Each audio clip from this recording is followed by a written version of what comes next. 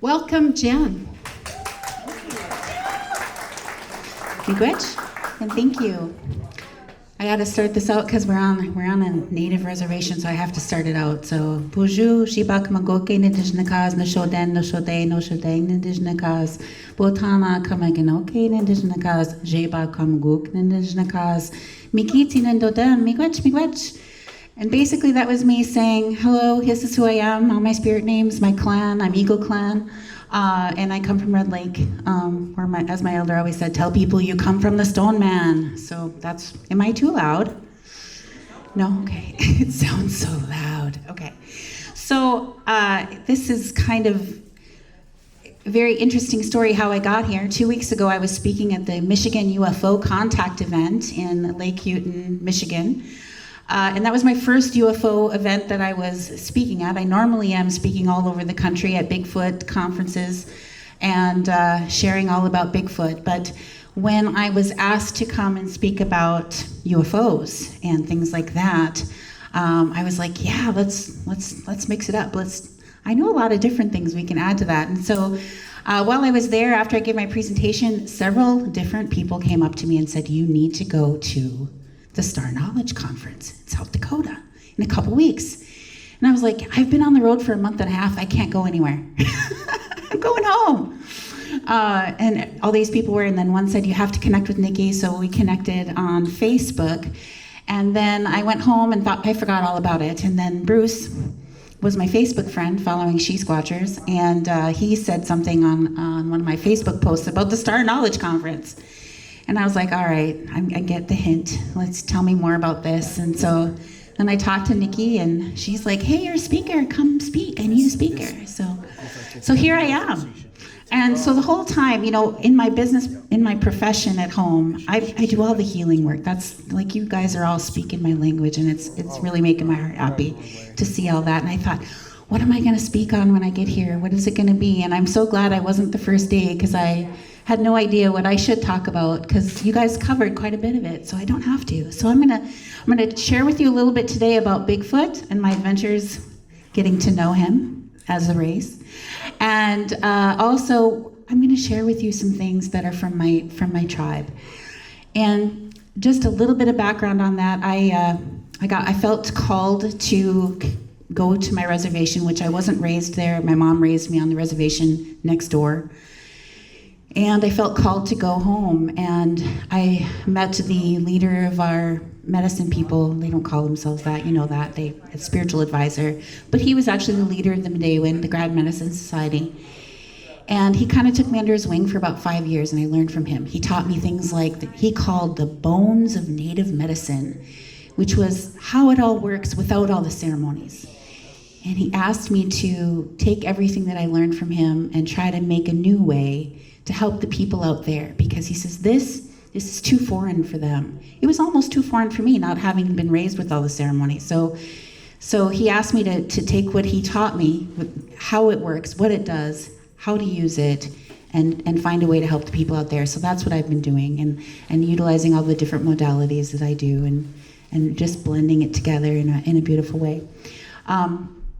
And I asked him, should I become Midewin? Should I be Midewin? And he says, no, he did not want that for me. And so when he died, and I didn't have anybody to talk to about such things, I went to talk to his sister, I went to talk to his niece. They're Midewin, and they're very secretive. The Midewin are very, very secretive, and they're like, we don't talk about that stuff. We just don't talk about it outside of the Midday. And because I wasn't that, they weren't really supposed to talk to me about it. So but he said he didn't want me to be that because they were too secretive. He wanted me to live from my heart and share from my heart. And so that's what I'm doing. And it was really kind of a scary thing for me to very publicly start talking about things that they went, shh, we don't talk about that.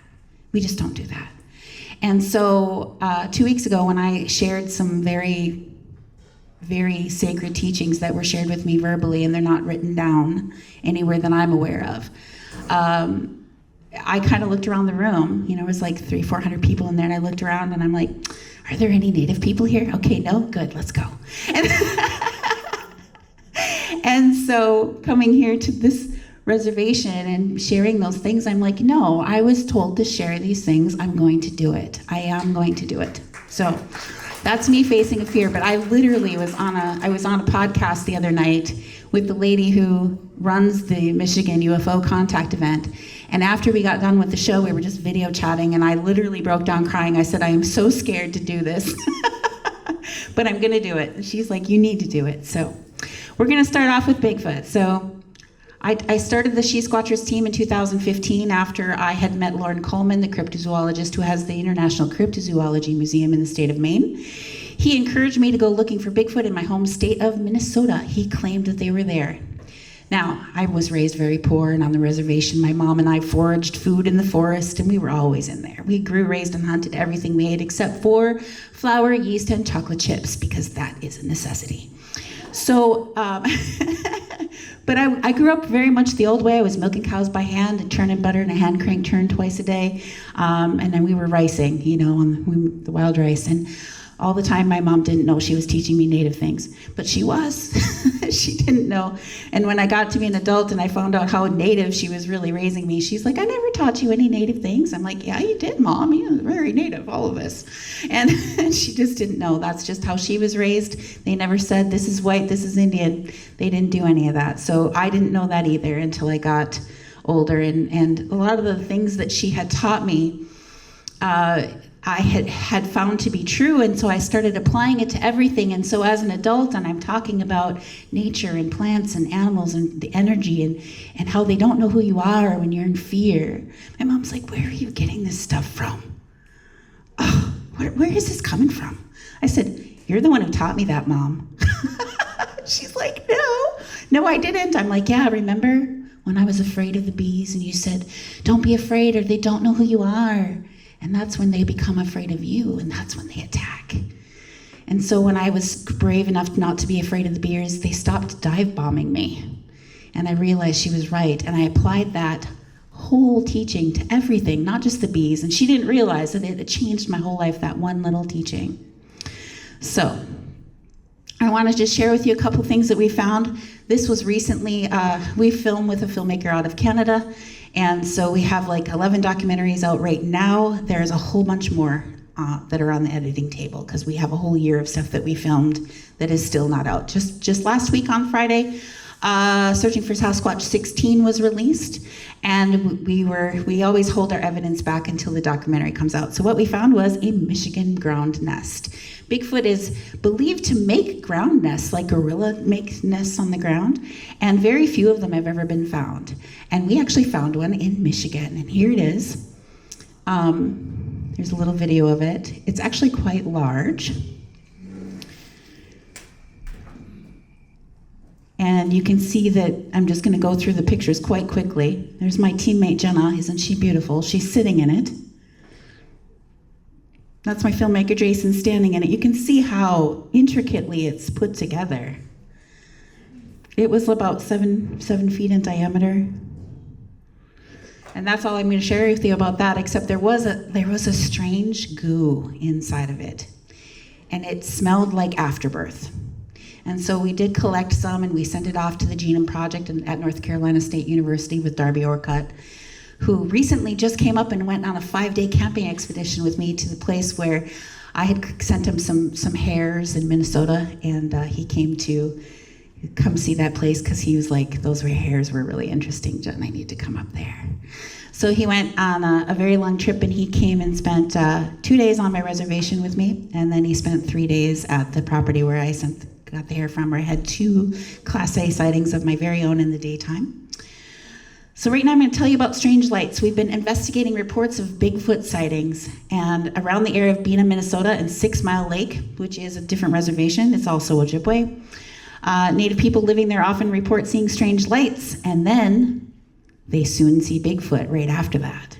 And it happens so much that they coined a term, and they'd say, when the green lights appear, you know that Bigfoot is near because he shows up right after. So we had a report of a Bigfoot sighting over this bog area, and we found out who had the bog, and we asked, can we go on? Can we get permission to be there? No, you can't walk on there. You could fall through and you die. It's worse than falling through the ice. you can't be out there, it's not safe. There's no roads or anything out there. Couldn't get permission, but I still wanted to investigate it because the person had seen this Bigfoot walking during the day across this bog from one set of trees to the other. And I knew the person who saw it, and I believed him. He was telling the truth. So Jenna and I decided that we would go there in the middle of the night. And we parked on the street, on the highway, and we just stayed in the car. She opened the window, and she had this new unicular device. And she was pointing it out there, and I started to see lights coming out of the forest. And I'm like, can you see those lights, Jenna? Can you see them? And we know that there's no road back there. There's no people back there. But there were these lights coming through the forest. And let's see if we can get to the lights. There you go. And there were lights back there. And we're like, what's going on? We're looking for Bigfoot. We're not looking for lights. But this is right down the road from where the people were saying they see the lights and then they see the Bigfoot. And this was the set of trees that the man who had reported seeing the Bigfoot, this is where he was walking into. So we found that quite interesting, especially going along with what the Bigfoot reports were saying about seeing the lights and then seeing the Bigfoot. I share this story quite often when we do our conferences and whatnot. What I normally don't say is that after we shut off the camera and it was time to go, after that happened, my car had been turned off. It was off. The key was, it was an old car, and you had a key, it didn't have a button. And the key was turned off, and all of a sudden, when she shut off the camera, the lights in the car went on, off, on. I mean, all the lights inside the dash, the lights outside, everything went on, off, on, off, on, off. And she's like, what are you doing? And my hand was not even near the key. And the whole thing then just like lit up with a bright light. And I'm like, okay, I think it's time to go. So then we drove away. So, so that was that story really quick. I just want to touch with you a little bit about the Ojibwe teachings, the 7 sacred teachings of the grandfathers. These are as sacred to the people as the 10 commandments are to the Christians. And so each one of them, each one of the teachings is represented by an animal that is known to the people to be real. We've got honesty, truth, humility, love, wisdom, courage, and respect. Each one is represented. Respect is the buffalo, courage is the bear, wisdom is the beaver, love is the eagle, and humility is the wolf, truth is the turtle, and Bigfoot is honesty. Bigfoot is honesty because he lives the most honest life. And so they didn't just pick a mythological creature to say this is representing honesty, one of our sacred teachings. They know that Bigfoot is real as the buffalo, as real as the bear, as real as the eagle. So I use that as a reference point that Bigfoot isn't a maybe to the people. He's real. So here he is representing honesty on the sacred teachings. And that's their depiction. I took that picture. It was hanging in the women's shelter at Red Lake. Sometimes I work up there at the tribal college and the women's shelter. So I was like, I love that picture. I took a picture of it. So let's talk a little bit about Bigfoot traveling. So when I first started looking for Bigfoot, because Lauren suggested that I did it, and I had an experience my very first time out, it was incredible and it was amazing. The ladies that I took with me were scared to death. And they didn't want to do it again. So I had to find people that did. And my best friend Jenna was one of them, and my other friend Tammy was the other. So you just don't know what's going to happen when you encounter a Bigfoot. Are you going to be excited? Are you going to be scared? It's one or the other. I was excited. It was scary, but yet I was hooked. Anyway, so I asked the elders, and they said that Bigfoot travels instantaneously through the ground from one place to another. And I was clarifying that it was indeed physical travel and not astral travel.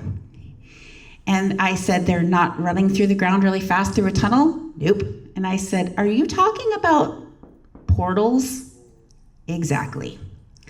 And so the different elders were telling me that that is how Bigfoot moves from one place to another physically, is through portals through the ground. I'm a very open person. I hold sacred everything that the elders tell me and share with me. I hold it sacred, but I still have this rational part of my head that I can't get rid of, that says, I hold that sacred and I keep it right here in my mystery bag because I don't understand what that means yet. I haven't seen that for myself yet. So that rational part of my brain is like, I gotta see it. I hold it as sacred, I hold it as true, but I still have that rational part in my head that says, I gotta see it. So then I did. So when I first had my very first encounter, we were getting surrounded, and we had seen one on a thermal camera, and it was throwing rocks at us, and we were getting, it was quite an experience. The ladies were having a very good reason to be scared. And then when we were getting surrounded, you could hear them coming from all different ways, and one of the ladies screamed out, "Do your tobacco thing, Jen." And the natives in the room know that they would give a tobacco offering as you give a prayer. And so I took the tobacco out of my pocket in my left hand, and I started to pray in Ojibwe language very formally. And as soon as I said, "Miigwech me me," which is thank you to the nature spirits, basically. "Miigwech kichisabe," which is thank you to Bigfoot. As soon as I said that, it stopped. All the movement stopped. They were coming from all over. And they didn't retreat. It was just silent. It fell silent immediately. And I was like, yeah! Because I knew what I had just said, and I knew that they reacted to hearing it. And the elders had told me that if you're in trouble or you need help, you can pray to Bigfoot and he will help you.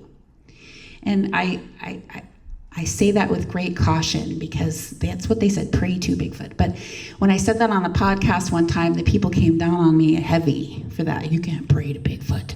Oh, that's blasphemous. And so let me explain what that means. Gitchimanadu, or the Great Spirit, I came to understand the Holy Spirit. I was raised as a Christian. I came to understand the Holy Spirit much, much better when I came to know Gitchimanadu, or the Great Spirit. It's more like the great Wi-Fi that connects us all, right? It's everywhere all the time, and you can connect with anyone, anywhere, at any time. Because when I was a kid and I was learning about the Holy Spirit, I heard it was the Holy Ghost. It's there all the time watching you. It's always there. That was really scary to me. I was like, it's a ghost and he's watching me. That was scary to me. I didn't understand it. But once I started to understand Gitchimanadu, or the Great Spirit, I understood that it's more like the great connection, the great interconnection, that energy that connects all things, everywhere, all the time. And you can pray through Gitchimanadu, through the Great Spirit, to connect with anything or anyone, anywhere. And so that's what they mean when they say pray to Bigfoot. They're like, pray through the Great Spirit to connect with Bigfoot and send a message. And that's when he hears it. So back to the portals.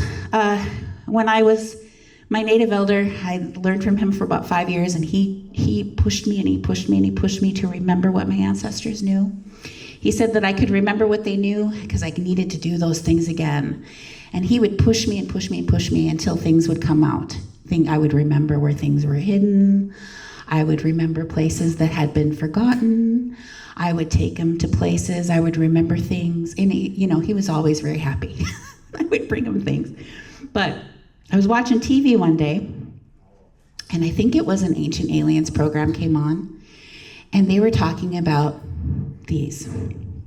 And they were showing petroglyphs of circles within circles and spirals, and there was like this whole picture of them on there. And I was like, oh, look, it's a portal, and they're showing the instructions on how to open it right there. You just do this and that. Mm-hmm. Yep, very cool. How do I know that? How do I know? I remember. My elder tells me that my ancestors were the ones that could walk through the stone, and that's one of the things he pushed me to do. And he said that my ancestors were the ones that would trade with the Hopi. And we would take the goods that we were going to trade with their people, and we'd walk through the stone, and we'd end up down there in the southwest with them. We'd trade our goods with them, and then we'd leave. They didn't know how we were getting there. They didn't know. But there was one day, he said, they turned to wave goodbye one last time, just in time to see them walking through the stone. And he said they never shut up about it after that. So it makes sense to me that if there's a portal, that it would be drawn the way that it looks, right? So when I had my very first Bigfoot encounter, I went back the next day. The ladies would not go into the forest with me. They would not. They went home and left me there. I had my own car though, so we were good. I looked at the forest and I was like, this is dumb. I'm just gonna go check it out by myself. It's just right there. I'm gonna look for footprints. You can't be a Bigfoot researcher and not look for footprints. Jeez. So I start walking, and as a remote viewer, I look at satellite imagery and I ask questions, and an interesting area will start showing up as a golden light. And as I look closer, I'll start seeing images or a little movie that appears over the picture. And that's just my way of, I call it geographic remote viewing. It's a little different than controlled remote viewing. Anyway, so I started to see in real time golden light lighting up a path into the forest. I was like, oh, there it is. And then there's an X, like 2 sticks shoved into the ground, creating an X, which is believed to be, highly believed in the Bigfoot community to be something that Bigfoot does. So you can see the golden light going underneath the X, and I'm like, oh yeah, let's go. So I'm walking down this path, and I hear this voice sing-songing, saying, Jennifer, Jennifer. Not Jen, my friends call me Jen. My name is Jennifer though, and it was calling my full name. And I'm not even thinking what's calling to me. I'm just going, I'm following along. And as a psychic, sometimes I get information via a memory that yells in my head very loudly to get my attention. And I heard my friend scream as a memory, never walk into a fairy ring that can take you and never bring you back. And it startled me. I stopped and I was like, what? What's going on? And then I realized I'm hearing a voice calling to me. Who's calling to me? And I realized I was in a trance-like state and didn't even know. And that kind of scared me, so I turned around and I ran back to my car. But then I felt safe in my car, so I decided to pull up to see where if I could still see the path. I can still see the path. So I still felt safe, so I rolled down the window and I'm looking at the path and I click, click, click, take some pictures. Let me show you what they look like. I don't know, can you see the circles? Can you see them? Can you see the X? And the path goes right to the circles. The next picture, still circles. Next picture, still circles, right? I don't know if you know much about the forest, but the forest doesn't do that, right? So I was walking right into a portal and didn't even know that I was walking right into one. Well, of course, I didn't realize that in the moment, so I left, and then I was like, dang it. Should have gone in there. But what if I couldn't get back? Nobody would know what happened to me, right? So then I was like, I need a friend to go with me because I'll go in with somebody else. At least we'll be stuck together. And I'll tell somebody where we went, right? So we won't just be disappeared on 411, the missing 4. Anybody know the missing 411? Yeah, I know that guy too.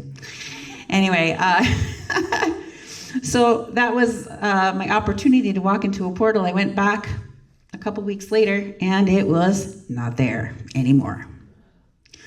So again, that was the circles and the circles. And my friend Jenna, she knows that I'm obsessed with the petroglyphs of circles. And so whenever we're traveling and we see something about, oh, there's petroglyphs over there, we better stop and see if they have the right ones. So she knows that. So we were looking for Bigfoot one day on my reservation. And at that time, Nikki Jourdain, she was on our team with us. She was a tribal member too. She was driving, and I can have my awareness fully open, which I don't do when I'm driving because really that's not safe. You need to be like fully open and receiving that psychic information while you're trying to drive in the physical world. That's just not a good idea. So she's driving, and I'm fully open. I'm asking to feel the energy of Bigfoot, which I'd already felt before, so I knew I could do it. And so she's driving 55 miles an hour, and I yell, stop the car, go back there. We need to get in that woods right back there. There's a Bigfoot back there. I can feel it. I felt the energy. It's right back there. So we turn around. We go back. We find a little road that goes in. And there is a gravel pit in there. And we pull up and we see these footprints. And there they are. And you can see this little blip up here. That's me. I'm standing down at the bottom of the hill. And this is Nikki. She's sitting next to the footprints. And you can see how big they are next to Nikki, right? We measured each one of the footprints. They were 18 to 24 inches, sometimes the bigger ones that was obviously sliding. The hill was very, very steep. When the girl, Nikki and Jenna, both climbed up, and they would literally on hands and knees, hands and feet, and they would take a step and they would slide back down. Take a step and they'd slide back down. It was very, very steep. But as you can see with the footprints, this didn't do that. It just walked straight up without putting its hands down at all. So there's Nikki sitting on the hill next to the footprints. And there I am at the bottom again. You can see Nikki's hand in the one picture. And then we decided to cast the footprints. The ones in the middle there looked the best, so we got some casting material and started doing that. Nikki's laying on the hill waiting for it to dry. And yeah, we found out very quickly that gravel pit castings are very difficult to do. They don't turn out very good. There's like specific things you should do that I now know I won't do it wrong again. So Jenna's at the top of the hill and I yelled to her, where do the footprints go? Where do they descend? Because you cannot hide footprints in a gravel pit. You can't. They're just really obvious. She's like, they ended the circles. What? What are you talking about? So she starts taking pictures with her cell phone and she's texting them to me at the bottom of the hill. And I don't know if you can see it very well, but right here, there's these circles. And they're perfect circles within circles. Back here, some weeds that are standing up, but all this area, the weeds are just completely mashed down. And the footprints ended at these 3 sets of perfect circles. And they did not descend the hill anywhere. We checked everywhere. The footprints did not descend the hill. So again, there's my rational mind going, that's what the elders said. They travel through the ground. And they left circles behind. And so I think that when a portal is opened, that it can create the sand making of a certain design. Just like if you've seen those YouTube channels where they have sound frequency on a sound on a plate, and they play a certain frequency and the sand starts to take a different formation, right? And there is one that looks like circles. I think that's the one that opens the portal. Just saying, that's the frequency. Hint, hint, hint, if you ever get the opportunity.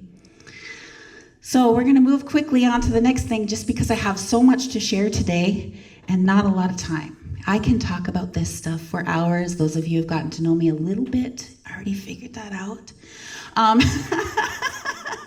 And that was just a little bit. I can talk for days. I do. Anyway, so I'm just going to talk to you about water spirits. And this is one of those things that my tribe goes, shh, we don't talk about that, Jen. We just don't do that. You know, the Meday elders will talk to me about it, but they don't talk about it publicly. Okay? Water spirits are self-illuminating balls of light which originate from under the water, but they can fly in the air. If you were watching Lily's presentation, she had some really great videos of them, don't you think? I loved it. They move at great speeds, and often people never notice them because they move so quickly. There's the orange ones, which I am most connected to, the orange ones that look like fireballs. There's blue, they're like neon blue, they're gorgeous. Green ones look like the light from a traffic light just got plucked out and is just floating in the air, right? I see those most commonly skipping above the treetops, right? The white, there's ones that are just white light, and the red ones that are fire engine red, I've learned that they're very angry and just say sorry and do better. They're usually upset about something that's going on with nature. So when I started going up to the Narrows on my reservation, my elder told me that I might see these little rafts on the beach that are made out of reeds. He says, just leave them be. Those were offerings that some elder left for what they send. They make these little rafts and they put offerings of tobacco and they just send it out onto the lake for the water spirits. And he says that was somebody's offering. You just leave it alone. They wash up on the shore and we just leave them be. So that was an example of one of those. And this is a video. So I'm telling you that I was approached by a water spirit, and this is a really long story. A couple of you have heard more of it from the beginning. But all I'm just going to say is that after I had a connection to one day I was standing in the water up there, and it tells me to point my camera down up to the left, and you'll catch me on the video. And I'm going to say that there's a bug that flies through here. It's not the bug. Don't be misguided by that. There, did you see that? They're very fast. Let's go back. Did you see it that time? Everybody see it? See if I can scrub through the video and just slow it down. So it comes out, goes around. See how it goes? Ding, ding, ding, ding, ding, ding. Maybe if it wasn't so bright in here, you'd probably see it better. Can everybody see that? Looks like a little fireball in the water. So I've paused the video and taken screenshots of it. And there it is right there. And that one. And here it is down here. This is probably my favorite little screenshot of it. It's a basketball-sized fireball. And it has touched me many times. It does not feel like fire. It doesn't burn. It actually feels like overwhelming joy and love. And the best way I can describe that is, imagine that your understanding of love and joy is a 3-story building. And that's what you know. Every day you get in the elevator and you decide which floor you're going to go to. And that's the level of love and joy you're going to experience that day. And every day you go, you pick a floor, 1, 2, 3. Sometimes you go to different floors during the day. Change your idea. Oh, I'm not feeling so joyful today. But one day you get in the elevator and it shoots up to level 50. And you didn't even know there was a 4. And all of a sudden you're there and you're like bombarded by this overwhelming joy and this overwhelming love beyond anything that a human can comprehend. It's just amazing. And that's what it felt like when it touched me. That's what it felt like. And I'm going to tell you that being here on this planet after that has been very, very lonely, because nothing compares to that. And the people that I know that have experienced them, being touched by them, say the very same thing, that it's so hard to be here after that. When it first came to me, I went running to my elder, and I told him, this is what happened. I lost 3 hours of time in the water. I was in the water for 3 hours, and it was like 15, 20 minutes to me. I lost a whole bunch of time there. Anyway, he said he knew they would come to me. He always knew they would before he even knew me. He knew that someone from my family was coming and they would come to me. So he said, when you came out, we knew it was going to be you. And he just didn't think I was ready for it when it happened. And he was right. I wasn't ready, and that's why I didn't remember what happened. So they don't stay in the water. They just come out of the water. And they actually came to my naming ceremony. I was named in the Sweat Lodge in Panema, Minnesota. It was wintertime, so the lake was frozen. And the firekeeper went and was looking at the lake between the doors. You know, there's 4 doors, 4 times where they open the door. And he was looking at the lake between the doors, and he said he saw 5 fireballs come shooting out of the frozen lake, and they flew right into the Sweat Lodge with us.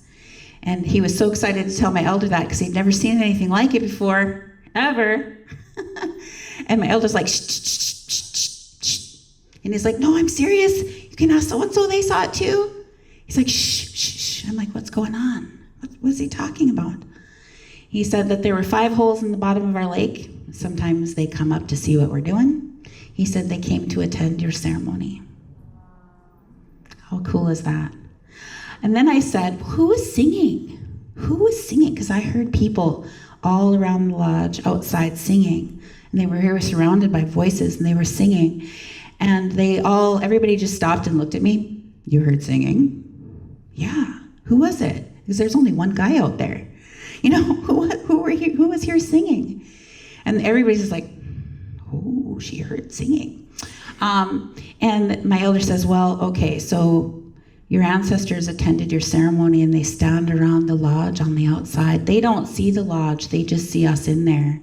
And they were singing for your ceremony, and that's who you heard. So I thought, wow, that's so great. How awesome is that?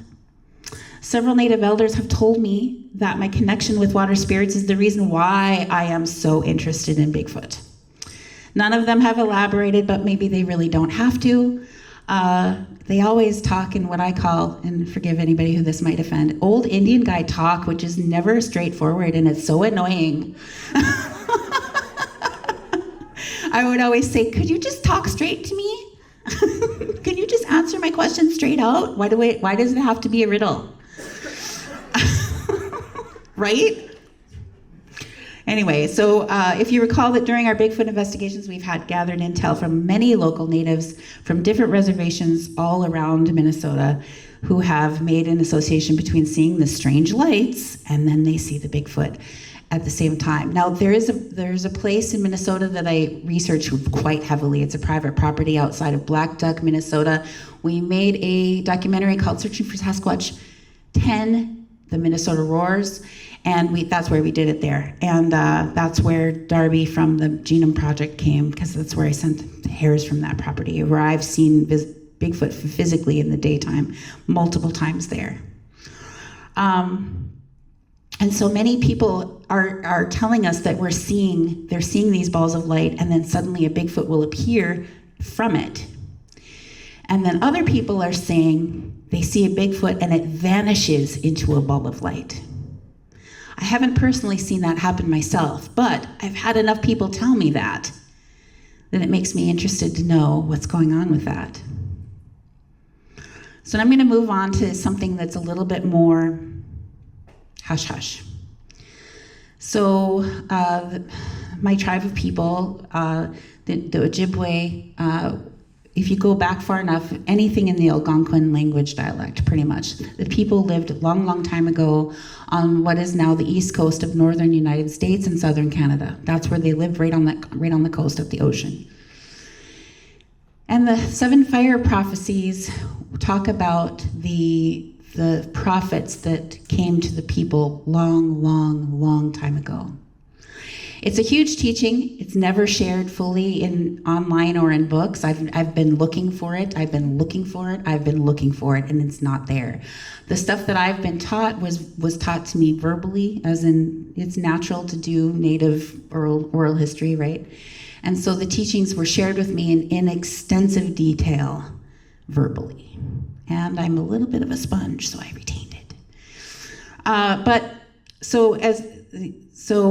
It gives details and instructions from the entire tribe to migrate inland away from the east coast and away from the ocean. And throughout the prophecy, there's mention of following the sacred Magi shells. The sacred Magi is sometimes losing the directions of the Magi shells, okay? And the various stopping places being marked by Magi shells. Now, I knew Magi shells, they're this big. They're cowrie shells, they're little white shells, right? And they come from the ocean. They don't come from the Great Lakes because they were supposed to be by the Great Lakes. So I was imagining when I was being told this that they're leaving these little shells like breadcrumbs, like Hansel and Gretel's breadcrumbs. I'm like, okay, they're supposed to follow the Magi shells. I'm like, wow, that'd be hard to find them if they got covered up, right? And so I'm like imagining piles of them left somewhere to be found. I was trying to work out how this could be, right? Well, then, there's so many parts of it that I didn't quite understand, and at the time I wasn't asking a lot of questions. So this is one of the first, there were 7 prophecies and 7 sets of instructions. So when the thing happened, they would implement the set of instructions to do at that time. So this one is the first one. The sacred Magi will lead the way to the chosen ground of the Anishinaabe people, okay? And I was like, okay, the sacred shells will show the way, okay. Then the seventh prophet that came to the people long ago was said to be different from the other prophets. He was described as young, and he had a strange light in his eyes, and literally he glowed from the head. He was glowing a light, is what I was told. The people that came out as the teachers, the prophets, said that they lived at the bottom of the great salt water. They live at the bottom of the ocean. And they came to tell the people what was coming and to warn them and to tell them what to do. That if they didn't leave the coast, they would die. They talked about the strangers coming with pale faces. They would wear the face of a friend and a brother. But to be careful, because some of them would wear that as a mask hiding death. That they would hunt the people to the point of extinction, as well as the wolves from the land of the people, both being hunted for their hair, scalps and furs, right? That they would both be hunted to the point of extinction, and they had to do everything in their power to make sure that some of the people survived. Because you fast forward to a different one, and they talk about the time when the wolves begin to repopulate the land of the people. The descendants of the original Anishinaabe will return, and they will take up the old ways of living in harmony with the earth, and they will go out and they will teach everyone everywhere how to live in harmony with each other and the earth. And if they are successful, then the 8th and final fire will be lit. And that is a time that is described very much like heaven on earth. So we want that to happen, right? And so when I was first learning about the 7 fire prophecies, and I went to my great uncle's house, my grandpa's brother, on the reservation, and I had all these questions. And I knew he was gifted. I could sense that he was like me. I could hear him talking in my head. And I was like, you're going to tell me? He's like, no, I'm not. No, I'm not. He literally said, you're white, you look white, you fit in, you don't have to do any of this, just fit in. I said, I need to do this. I'm called to do this. I need to know these things. You need to tell me.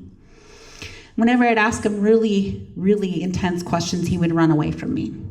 He wouldn't tell me. I would say, well, my mom said that Grandpa could see mushrooms a football field away in the field. My grandpa had polio from the war. He caught polio, and he was in a wheelchair. But they would drive out, my grandma would drive, and he would tell her to stop the car, and he'd say, girls, take this basket and go collect those mushrooms out there. And nobody could see the mushrooms. They were more than a football field away, but he knew exactly where they were. He would tell them, keep going that way, go that way. They should be right there. And I'm like, how did he see the mushrooms? My great uncle would run out the room. But his wife said, well, how does he see the mushrooms? Bernie can do it too. How does he do it? We don't know. He just does it. But I did have the experience. I was in the forest one day, and it was early. It was a little early for morel mushrooms, but there could be some out there maybe. And so I was like, my eyes are glued to the ground looking for the mushrooms, right? Just like my mom taught me. And then I was like frustrated because I'm like, I wish I could see mushrooms like my grandpa did.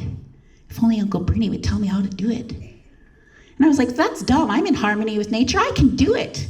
I can do it. So I called out to the forest and I said, all right, I'm here. I'm looking for the mushrooms. Please show me where they are. And I'm going to stop looking. I'm just going to enjoy my hike. And I was hiking with my then husband, who was a sniper in the Army, and he's trained to be very, very observant. And he thought I was the least observant person in the universe because I didn't notice anything on the ground ever. I was always looking up. Anyway, we're walking along, and all of a sudden my vision changes. It turned into like a zoom camera, and like time slowed down to almost a crawl, and my vision went into like a zoom, and it zoomed into this mushroom, and then it zoomed back out, zoomed into the next mushroom, and zoomed back out, and then it zoomed into the next one, and then it zoomed back out, and then it went ting, ting, ting, and showed me exactly where they were, and I put my arm out like a mom in the car hitting on the brakes. Stop! Don't step on that mushroom right there. There's one there, there, and there.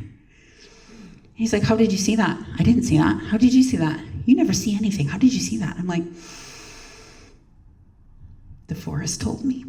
And that was the cool. I'm like, that's how my grandpa did it. That's how he did it.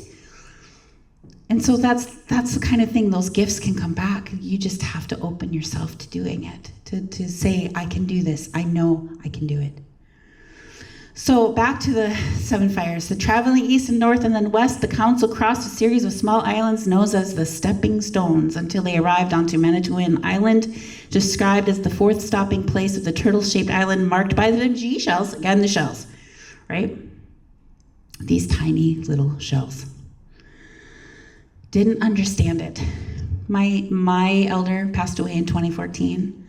And I was then given later, my great-grandfather had made a bracelet for me. I made out of these brown shells that were like that big.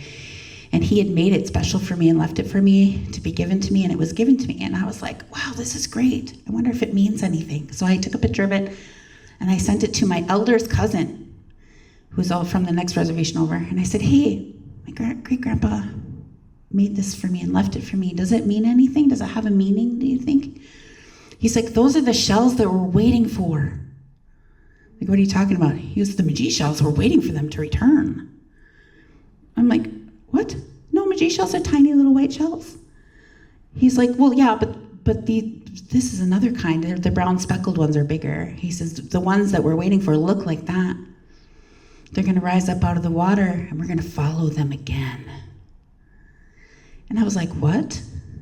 Because I never asked the question about, I was imagining left as a breadcrumb, these little shells here and there. But no, he says, no, that's not how it went. What happened was these giant shells would rise up out of the bottom of the Great Lakes, and then it would slowly move along the shoreline, and the people just walked and followed them to the place where food grows on top of water. And when they were told that they needed to go to that place where food grows on top of the water, they're like, food doesn't grow on top of the water. I said, yes, it does. You'll find it. And they did. It's called wild rice. So they were told in the 7 fire teachings that when you find the place where food grows on top of water in Minnesota, Wisconsin, Michigan, and all those areas above that into Canada, above the Great Lakes, that's where the wild rice grows. We were never supposed to leave that place, ever. Do whatever you can to stay there. You have to stay there. So when he was talking about this shell that rises up out of the bottom, I said, how could that happen if they're so tiny? Nobody's going to see that. He's like, no, these are huge. They're huge. You can't miss it. And I'm like, are you talking about a ship? He said, yeah. I'm like an alien ship that just looks brown speckled like that? He's like, yeah. That's exactly what I'm saying. And so he said that's how they got to this place. They followed the shell that was in the Great Lakes, and they followed it along the shore, and it brought them to the places where they were supposed to stay, where the food grows on top of water. And so through asking the questions, I gained the understanding of what the teaching was really about. And I went looking back to see if I could find anything written about the Magi shells. And this is all that I can find. They shared very little of the actual teaching. You know, what I was saying to you earlier was from my memory. I memorized it. So I think it's very interesting that the people that came, the prophets that came, were so important to the tribe. Like my reservation has 7 clans, and they were named for the 7 prophets that came to the people for the 7 fire prophecies. So I'm Eagle Clan, but I am also Water Spirit Clan, and I'm Wolf Clan. And those aren't one of the 7 clans. Actually, Sioux people, Dakota, Lakota, Nakota people do not have clans, as I understand it, but except they have 2. So the descendants of Dakota Chief Wabasha, who mixed with the Ojibwe, created 2 new clans, which were the Water Spirit Clan and the Wolf Clan, and they are considered to be blood relatives because they are. And isn't it funny that I'm also Water Spirit Clan?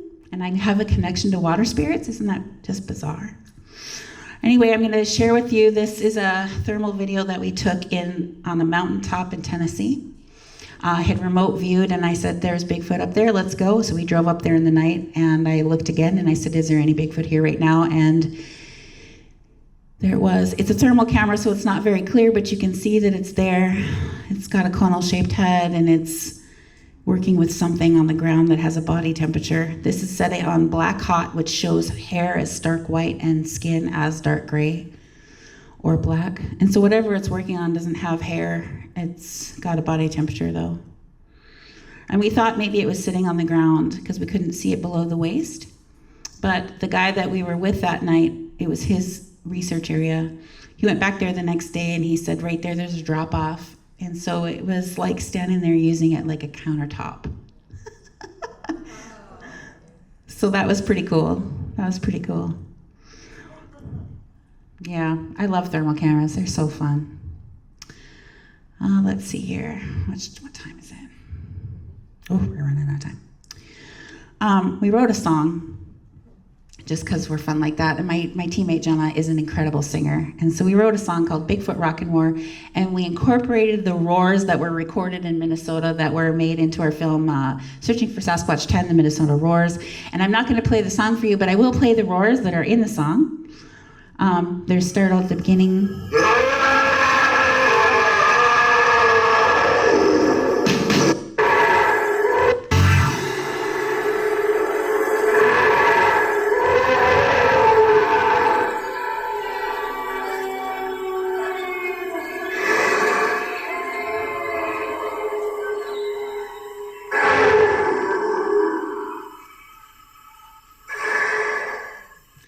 So there were several different voices going on there. Some were close and some were far. And this was a recorder that an elder had put out on his back porch, which he didn't really have a backyard. The forest was right up to his back porch, right? And he just put it out there because he heard that stuff going on. So he put it out there, hit record, and like left. He was very scared to go out there. Anyway, you could hear that there was several different voices going on there, and they were quite incredible. There was one point where it goes, ooh, ooh, ooh, ooh, which the language experts tell me that only a primate can make the ooh, ooh, ooh sound. So that was pretty cool. If you want to hear that part again, let's see.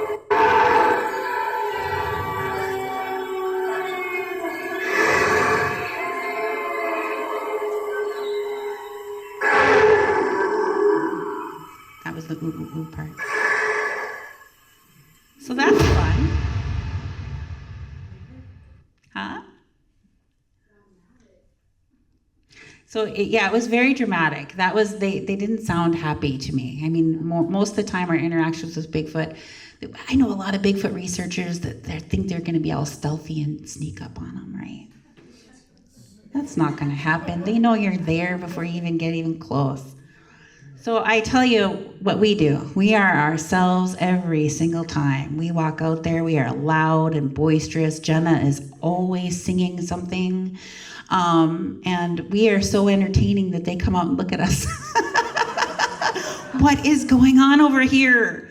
What is this racket? What's happening? Oh, there are chicks over there. And that's what Lauren Coleman thought. He thought that these Bigfoot that people actually see by the roadways and things, he thinks they're younger males that are probably out doing the things they're not supposed to be doing like young males do.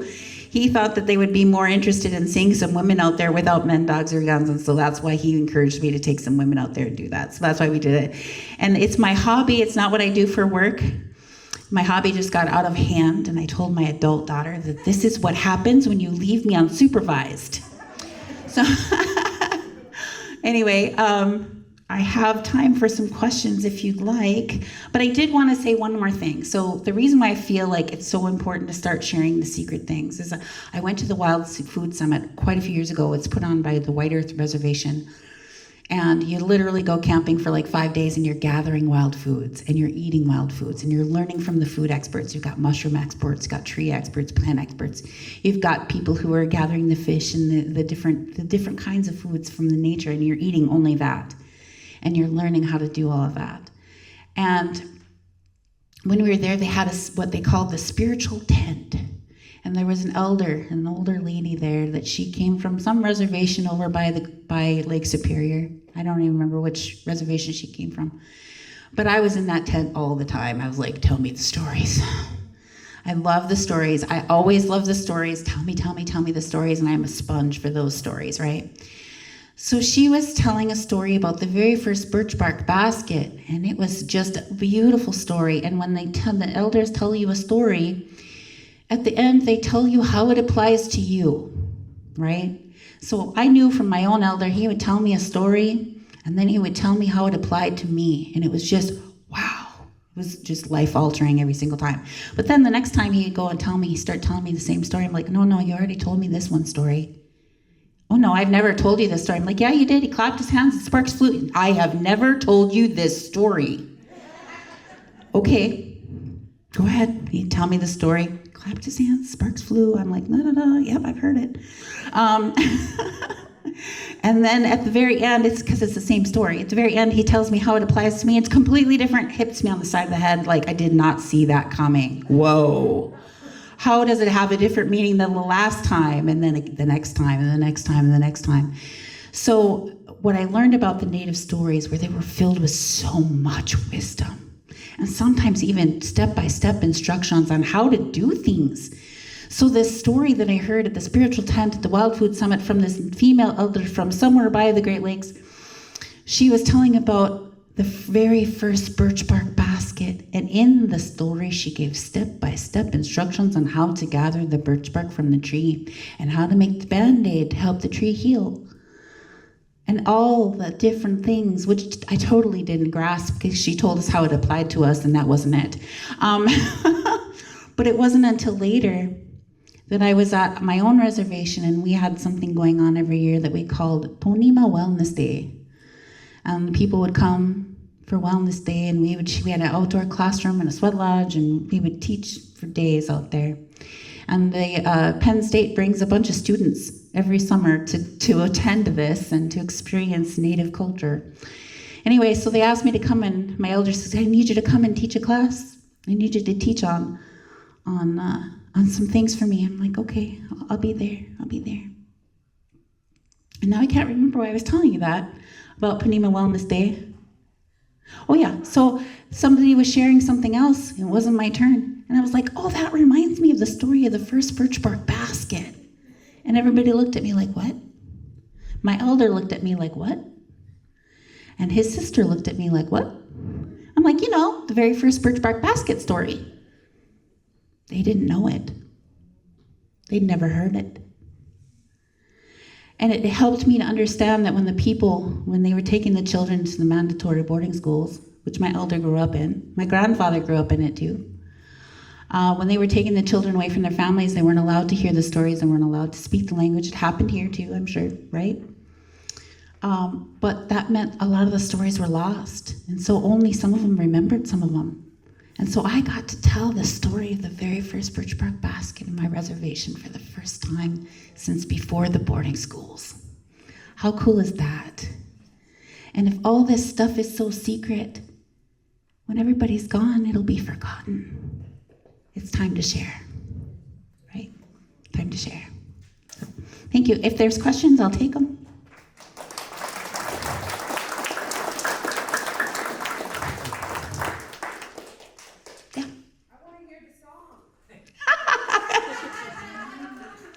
I'll play the song for you. Here you go.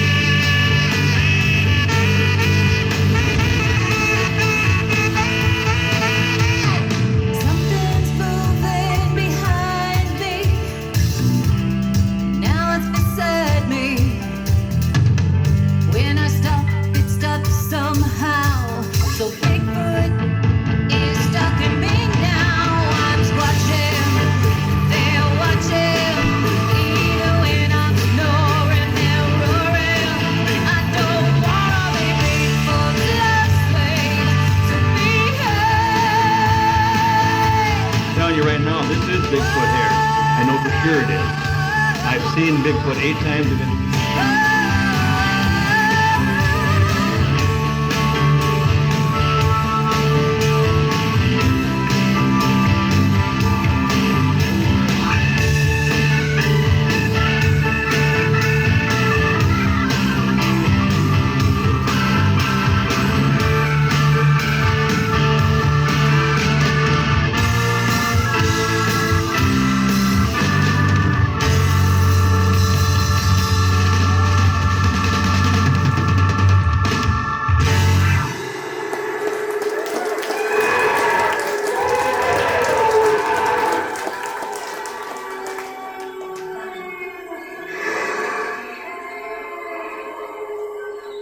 That reminded me of one thing I want to tell you. So when we were with Jason the very first time, we were in Michigan filming a documentary, doing an expedition, and he's just filming us along the way. We found a really big X in the forest, like 2 big trees that were shoved in the ground making an X, right? He's like, I'm going to hang my hammock from here and sleep here tonight. I was like, I don't think you should do that. But we were speaking at the Smoky Mountain Bigfoot Conference in Tennessee in like the next 2 days, and so we had to go home and get on a plane to get there. So we had to leave 3 days before the whole expedition was over, so we were only there for 3 days. But so we left, we're like, it was nice knowing you. So he hung his hammock there, and something approached him in the night, and he told us about it later. And of course, when he puts the movies together and he puts them out there, we don't get to see it till it's on TV. So I get on TV, it gets put out months later, and I'm watching it, and I get to hear the recording that he recorded when he was in that hammock, hanging from the X. Something had walked up to him and growled and grumbled. And then it said something. And I went, oh, that's Ojibwe language. And I called him, I'm like, that's Ojibwe language that you recorded. I don't think he believed me. He didn't believe me. I know he didn't believe me because he wasn't that excited. So the next summer, I take him to my reservation in Minnesota. And Vicky, you saw me in the video talking to a Native woman, right? That's Vicky. And she's a first speaker, which means she learned Ojibwe first, before she learned English. And I said to her, play that recording from Michigan to Vicky. I want you to have her hear it. So her and her husband listened to it. And her husband never wanted to be on camera, so they didn't actually record the very first time of them listening to it. We had to recreate it later with just Vicky. But what happened in the first time that they listened to it, they both went, oh, wow. And they repeated the words that they heard it said to each other at the same time. And I understood some of it, but I didn't know all of it, because I'm not fluent by any means. It's a hard language, I'm telling you. And I said, what does it say? And she said, hoa, which is like surprised.